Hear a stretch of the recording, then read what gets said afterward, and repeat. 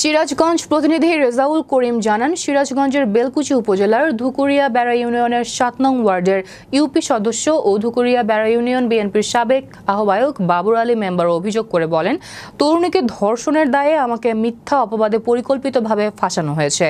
২৯শে মে লক্ষ্মীপুর গ্রামের দিনমজুর এরশাদ সরকারের মেয়ে সীমা খাতুনের সমস্যা হলে মেয়ের মা আমাকে খবর দিয়ে ডেকে নিয়ে এই সমস্যার কথা জানায়।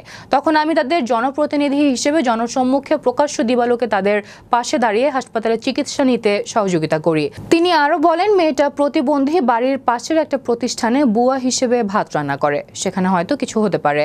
আর আমি যদি অপরাধী হতাম তাহলে তার গর্ভপাতের কাজে সাথে থাকতাম না। পরে জানতে পারি গ্রামের কিছু সুবিধাবাদী কুচক্রী মহলের পরামর্শে আমাকে এই দোষারোপ করা হচ্ছে।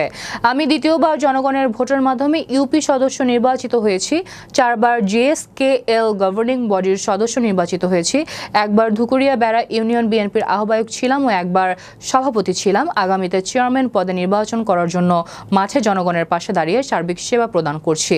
তাই আমার জনপ্রিয়তা নষ্ট করার জন্য ঈর্ষান্বিত হয়ে আমাকে এই নাটকীয় ভঙ্গিতে ফাঁসিয়ে আমার মানসম্মান ক্ষুণ্ণ করে মাঠ দখলের পায়তারা করছে। এ ঘটনার আমি তীব্র নিন্দা ও প্রতিবাদ জানাই।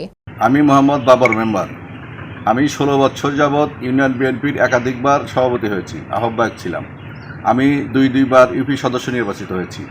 আমি 4বার ম্যানেজিং কমিটির সদস্য নির্বাচনে ফার্স্ট হয়েছি।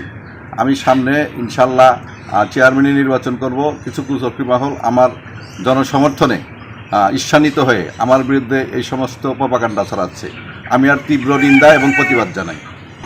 বর্তমান মেম্বার মোহাম্মদ বাবুর আলী সরকার, ওনার বিরুদ্ধে যে অভিযোগ আনা হয়েছিল সেই অভিযোগ পারিবারিক ব্যাপারে মীমাংসা করা হয়েছে। এর প্রতি আমার হয়তো কোনো গ্রামবাসীর কোনো অভিযোগ নেই।